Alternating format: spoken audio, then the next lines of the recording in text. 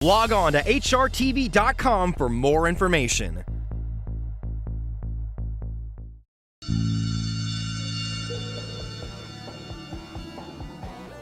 I was a little bit surprised. I thought he was going to a little bit more easygoing going to the pole, and actually he got a hold of me before we got to the pole.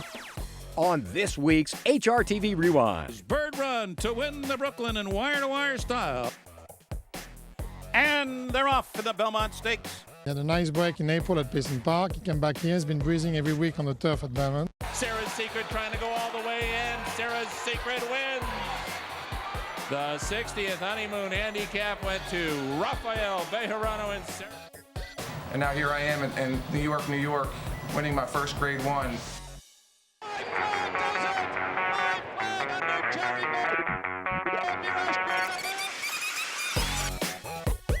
This is HRTV Rewind, taking a look back at the racing week. Number 3, Ruler on Ice. Morning line odds 20-1.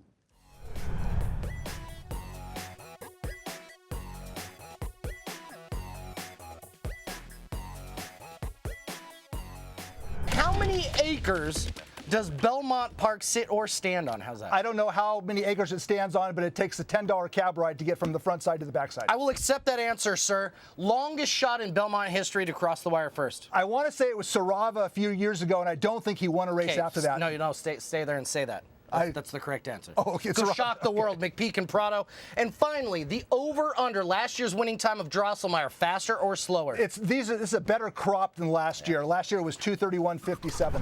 Are you at all concerned that this race will set up in a different manner than the other two, and that Animal Kingdom will be forced to be closer to what may be a slower pace, and at the longer distance, do you think it might mitigate his closing run? I don't think so. I mean, I think he's going to naturally be closer because it's a mile-and-a-half race, and you know, he's not going to get as far out of it as he did in the Preakness just by design. I mean, that's the way the race is going to set up. So I don't think it's going to take him out of his game or anything, if that's what you're asking me. The question, I think, mostly is how you see the race being run. Are you concerned with other speed? Would you like to be in the front end, or are you not at all concerned if you have to rate a little bit? Well, if we have to rate, we will. But, you know, drawing the 12-hole, we're probably going to have to send away from there a little more than we would have had to worry about if we were down inside a little closer. So, I mean, everybody expects us to be, and we expect to be on the lead. He's a horse that's improving every time. When you look at his speed figures, it seems that every time he runs faster than the time before that. Do you worry about a kind of regression, or do you think he's another, just like I asked Graham, do you think he's the kind of horse that can and will keep improving? Well, Graham and I were talking about it a few minutes ago. There's only been a few horses I've ever trained that the more work you give them, the better they seem to get. Some can stay status quo and some back up, but he's one of the few that I've seen the more you do with him, the better he gets, and he improves with every single race. I'm sure he'll be able to clear the field and get to where he wants to get to, whether it's the rail or the three-path, by the time they hit the first turn. And, you know, what's going to be interesting here is who pushes him here. I do think you're going to see more speed in the race than people anticipate. It might be sort of the reverse Kentucky Derby, where people thought they saw a lot of speed, and they didn't go very fast, and here it's like, wow, Shackelford looks like he's going to get loose on the lead. Well, I just don't think they're going to let him get loose on the lead. A horse like Ruler on Ice, who's in post 3 and is adding blinkers for the first time, I could see him showing a little bit of speed, and maybe a horse like Isn't He Perfect showing a little bit of speed, and State Thirsty, you know. So I'm not buying into the theory that Shackelford's just going to dance on the lead like some people are. I think Shackelford's not getting the respect he deserves. As definitive a win as Animal Kingdom had in the Derby, he had his fair chance to win last time, and I think a lot of us at the 8th pole thought Animal Kingdom was home, and Shackelford really won that race. He fought hard. He was in the teeth of a hot pace with a sprinter, a horse that finished last, and he was still able to hold on for the victory. And if he was 7-2 in here, I wouldn't bet him, but I really think there's a good chance he gets forgotten about, and Nero takes way too much money for a non-winners of 1 in this Belmont Stakes, and Shackelford ends up 6 or 7-1, and for that reason, he's the value to me. Animal Kingdom, you were aboard him in the last work. Take me through the work. You said you were merely a passenger. Yes, I was. I mean, I was a little bit surprised. I thought he was going to a little bit more easy going to the pole, and actually he got a hold of me before we got to the pole, and he got pretty strong. So I had to kind of fight him back a little bit to get the other horse go a little bit in front of me, and but he took me for a ride. He won that battle. That being said, and as fresh as he is, where do you plan to be in tomorrow's Belmont? Yeah, I'm not planning to change anything. That's his style of running. I think going a mile and a half, I have plenty of time to see where he's going to land and how comfortable he's going. So I think I'm going to leave him like that. He's been moving forward in his form, and his last two works were very sharp, which I guess what's encouraged his connections to put him in there. He's by Roman Ruler, who's the best U.S. race son of Fusiachi Pegasus, the Derby winner. Roman Ruler was a very, very good two-year-old. Bob Baffert called him the fastest he's ever trained up to that point. He was sidelined from the Triple Crown races, came back and won the Dwyer at a mile and a 16th, the Haskell a mile and an 8th. But then he was third in the Travers at a mile and a quarter to Flower Alley, giving the impression that he was probably better at shorter. His best runners have been the homeboy Chris, who won the Champagne at 2, and Rule, who won the Delta Jackpot at 2. Now, Champagne Glow, she's already produced a very good filly called Champagne Doro. Now, she was by Medagliadoro, who very nearly won a Belmont, and you generally would think Medagliadoro would be a greater influence for stamina than Roman Ruler, you know. If there's a crazy, wacky horse, it's Ruler on Ice. He has an off-track win. In that win, he beat Toby's Corner. Look, 2 races back, he was only beaten ahead by Astrology. He's 20-1 on the morning line. And how about Breen with the blinkers on? That's the crazy long shot, Ruler on Ice. The Preakness winner, Shackelford. They are in the gate. And they're off for the Belmont Stakes. Master of Hounds missed the break. Shackelford is racing for the lead. Then down inside, it's Stay Thirsty as Shackelford clears the field, moving into the first turn. Ruler on Ice on the outside, runs in second. In the meantime, Animal Kingdom is still way behind. He's still last. As the field turns for home, Shackelford is wilting. Brilliant Speed is coming up now, and Brilliant Speed and Ruler on Ice and Stay Thirsty and Animal Kingdom is sputtering in the final furlong of this year's Triple Crown. They're coming down to the finish. Ruler on Ice, Stay Thirsty, and Brilliant Speed. It's a shocker in the Belmont. Ruler on Ice is the winner. Stay Thirsty is second. Brilliant Speed is third. Nero was fourth. A pair of mutually unpredictable Belmont Stakes running 2 minutes 30 and 4/5 seconds. It was amazing because we really were the underdog, and I think I couldn't have dreamt it any better. But here we are. We said we want to go right out and get right into the race. And if you're a little behind Shackelford, that's fine. Stay with them. And let's make them come and chase us down. I got to thank the connections, George and Lori Hall and Kelly. I know it sounds cliche, but you know, I started working this horse this winter, and I remember telling Kelly, I like this horse so much, I'm willing to freeze my butt off and come out every morning so I can start getting on him, because I think he acts like he's something special. I'm on cloud 9 right now. There's not many people that would give somebody an opportunity, you know, from New Jersey, you know, with no name for the most part, other than, you know, working hard and being a leading trainer at Monmouth Park, and now here I am in New York, winning my first Grade 1. I have to give, you know, hats off to the Halls to say they gave me the opportunity to do what I'm doing. Up next on Rewind, Carrying 2 across the wire. Right. we recap some stakes around the country He won by 7. Impressive. and close out Belmont's 2-day undercard. You're watching HRTV Rewind. This was her only, and will be her only stakes win of her career. It was her first My Baby Baby, because she's probably going to be retired. And the reason why? She's in full. She's pregnant to Curlin. She was bred. Carrying 2 across the wire. That's right. You can make a case that this is Curlin's first stakes winner. But My Baby Baby. Making case that she's the exacta. Exactly.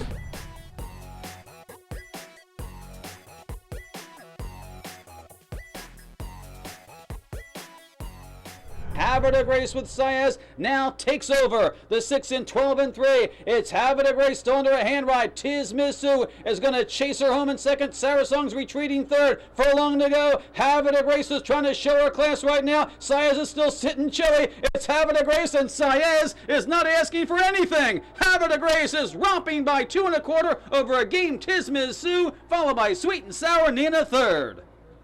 as they come inside the final quarter mile, and it's Tapit's Fly who still has the lead. My Baby Baby to the outside. On the inside of Buela, looking for a seam, is Snow Top Mountain. Racing inside the final furlong. My Baby Baby has the lead. Tapit's Fly in second. Snow Top Mountain trying to get an out.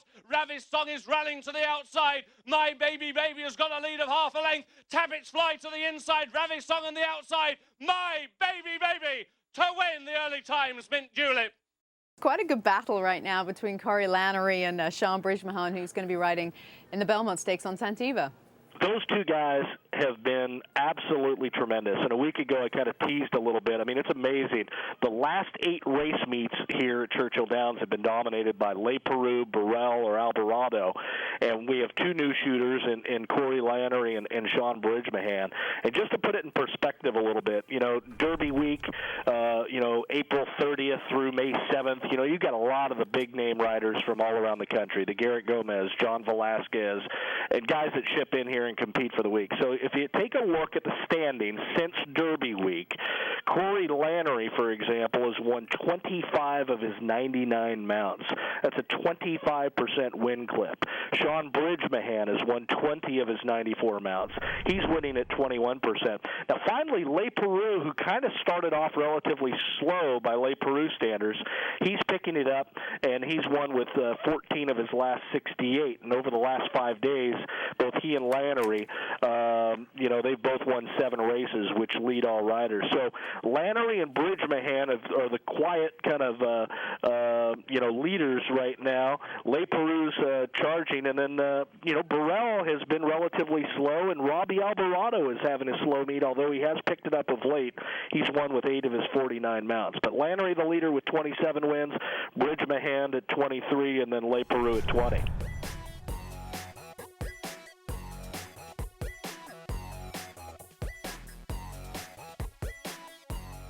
But here's Courageous Cat, who looms large to his outside. They'll come to the 8th pole together. Courageous Cat, hand ride by Jose Lezcano. Yale Bogey fights on second on the inside, and then it's Right One on the outside with the final bid from third. They're coming down to the finish. It is Courageous Cat. Courageous Cat does it. A very patient ride by Jose Lezcano to win it in the end. They're coming now in toward the final furlong. Bird Run is the leader. Drosselmeyer has every chance to get to him, but it is still Bird Run grimly holding on to the lead and pulling away. It is Bird Run to win the Brooklyn in wire-to-wire style. Drosselmeyer second, Almadoro third. Bill Mott sweeping the late stakes double, takes the poker with Courageous Cat. Comes back, 1.5 miles, and does it with Bird Run. And, oh, by the way, Drosselmeyer finishing second for the aforementioned Mr. Bill Mott. Off the turn now, it's Tricky in front, and Turbulent Descent on the outside under a hand ride. Just mild urging here, but they still have to get by. It's Tricky. He's holding on to the lead. All out now, David Flores on Turbulent Descent, but they are still second to It's Tricky, who will not be denied. It's Tricky turns back. Turbulent Descent to win a clear-cut victory here. Her Smile was third. Con of Cons, Trap Shot, and this one's for Phil. Those 3 head-to-head at the top of the stretch. Calibra Choa is fourth, and the Funny Bone is making a move on the far outside. Trap Shot has taken over, and Trap Shot is pouring it on. This one's for Phil is second, but Trap Shot. It rained at Belmont today, and so did Trap Shot. He won by 7 impressive sprinting lengths over This One's for Phil and Calibra Choa. Sensational fractions in the slop here, and Traveling Man targeting him as they turn for home. And farther back, Arch Traveler is now kicking in. At the top of the stretch, it's Justin Phillips still holding on to that lead. JJ's Lucky Train now on the far outside. Down toward the rail, Arch Traveler doing his best, but he's still 5 lengths behind. Justin Phillip coming down to the line, and Justin Phillip will do it. He was a monster in the mud. CS Silk, much rejoicing, right at her throat latch now as the field turns for home. Amen, hallelujah, down toward the inside. Aviators in between horses. Fantasia continues. A stout rally on the far outside. Just around midnight between horses, Gypsy's warning, but it's still CS Silk trying to take him wire to wire. 100 yards from home, CS Silk drifting out, but still in front. Fantasia makes a brave run from last, but not enough to get to CS Silk, who wins it at 12-1. Fantasia second. Amen, hallelujah third. And Gypsy's warning was fourth. Gio Ponte in tomorrow's Manhattan. He was last year's winner. He's been freshened since coming back from Dubai. How's he been? He's doing great. He had a nice break in April at Payson Park. He came back here. He's been breathing every week on the turf at Belmont. And I'm very excited to see him run tomorrow, and he looks very well. Gio Ponte will seek his opportunity down inside as the field turns for home. Now Gio Ponte comes off the rail, forces Prince Will.I.am to the far outside. They're coming into the final furlong. It is mission approved in front of 20-1 with the furlong to go here. Bim Bam comes after him, and Gio Ponte is making a late run on the outside. But can he get to mission approved? Gio Ponte coming late. Bim Bam and mission approved scores a wire-to-wire shocker. Well, this is really quite a remarkable story because on June 11th of 2010, you claimed him for $35,000, and then to the day, June 11, 2011, you win a Grade 1 race with him. What did you like about him to claim him? I always been watching the horse. He's a very classy old racehorse, and my thing is, I'm a claiming trainer, as everyone know, and it's always that I always like, and I figure, at that time when they dropped him for 35, I even watched him when he ran for 40 up in Delaware, but I was skeptical because he had about 6-7 months layoff at that time, and I didn't want to touch him until I see he ran a race, and he ran a big race that day, and he won. So when they actually bring him to New York and drop him for 35, I said, you know what, it worth the chance to reach in and grab him, It's the game, it's the business, and hopefully it turns out good, and, it was a great claim.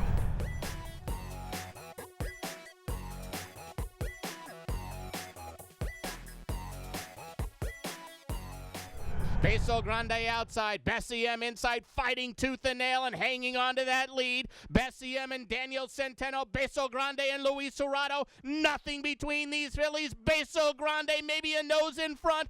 Beso Grande, Bessie M, these two clear. White Merlot was third. Montecito trying to rally from between runners. Megalith there. Ooh, trouble for Dual Exhaust as he checked badly on the inside of Montecito, and all the while Indiano has opened up on the field. Indiano 4 lengths clear. Close it out, moves to second, then Megalith. Indiano impressive in the Unbridled Stakes. Indiano won it clear, tight for place and show, either Megalith or Close It Out. As they straighten away, Omi's Vindication joined by Golden Mystery. Indulgence the outside, Musical Romance through from the rail. Musical Romance, Indulgence, these two doing battle as they pass the 16th pole. Musical Romance and Juan Leyva in front of Indulgence. Musical Romance wins the You Can Do It. Sir Edgar all out and turns him on down. Giant Ryan every chance and just being hand-ridden by Willie Martinez, who looks like a passenger. Willie Martinez absolutely chilly on Giant Ryan, who is spurting clear coming to the 16th pole. It is Giant Ryan 4-5 lengths in front. Royal Tricon late into second. Giant Ryan impressive. He won the punch in 1:10-3. After the break on Rewind. How do you stop this thing? What a shame. Everybody else don't have an office like this in the morning. We grow up with Eric Guillot. Red Alert Day are all chasing the back-to-back Whittingham win. And revisit Hollywood Park Big Saturday. You're watching HRTV Rewind.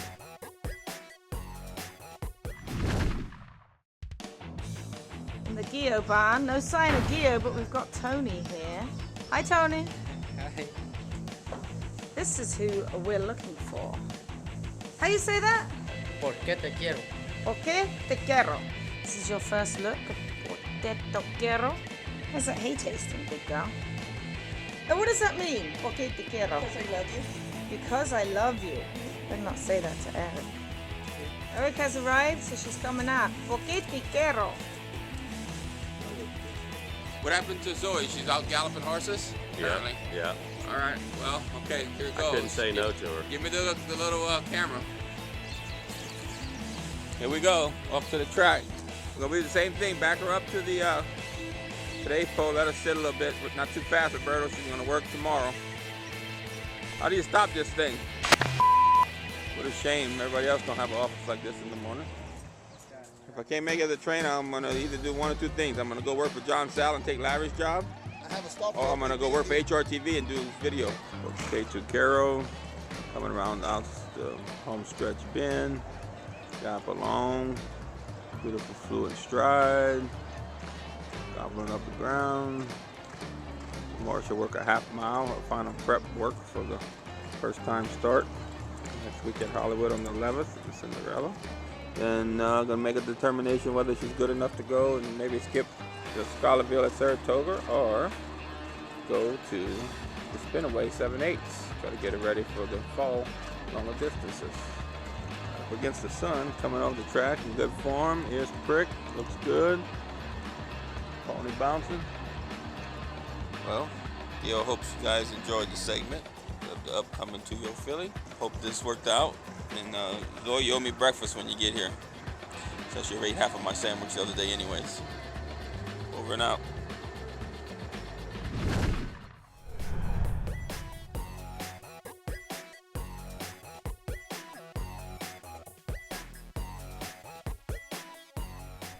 Killer Grace is in the orange, looks for a seam and has just found it. Meanwhile, Miss Ambition moves through at the rail, wide open, final furlong. Goji has the lead. Killer Graces is coming on outside of Chloe W. Willoughby Awesome can also do it. Miss Ambition, Killer Graces has taken over the lead. Chloe W, Miss Ambition back in 5th. Killer Graces wins. The 49th Cinderella Stakes goes to Killer Graces. She won a length and 3/4 over Chloe W. Acclamation cuts the corner and leads, and he opens up a big margin. Acclamation is now 4 lengths in front. Bourbon Bay at the rail, Celtic New Year, and to the outside, Red Alert Day are all chasing the back-to-back Whittingham winner, Acclamation. Top of the stretch, and Coyle has put away Awesome Patriot. He'll have to hold off Run Flat Out, who's on the attack. Coyle has the lead to the final 16th. Run Flat Out trying to get by, but Coyle turns him away. Coyle has the lead. Run Flat Out is second. It is Coyle to win the Affirmed. Coyle beat Run Flat Out by a tight length. And Sarah's Secret is still in front. Sarah's Secret reaches inside the final furlong. Star Billing continues to chase up in time at the rail, and Trussman and Cambina. Sarah's Secret trying to go all the way in. Sarah's Secret wins. The 60th Honeymoon Handicap went to Rafael Bejarano and Sarah's Secret.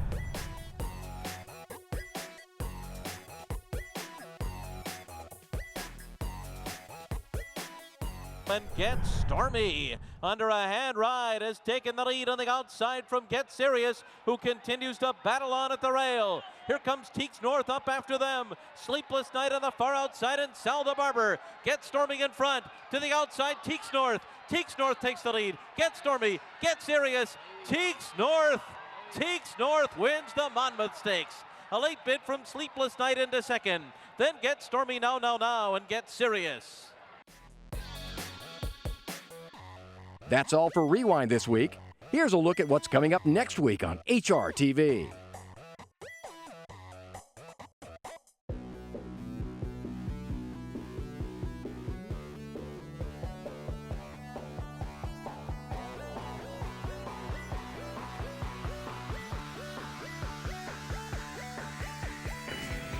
Seeing in their feed, you got. Hopefully, we can get a shot of this. We've got some interesting creatures walking near the winner's circle. This is what's cracking Joanne up. Oh no, that isn't. They're dancing on the racetrack. All right, that is a canary. That is Harry the Canary, and I'm not sure, but they both just knocked each other out. And away they go. And headed, just dominating the field here. Looks like Risky's rolling right along. We got a faller. It's a photo finish.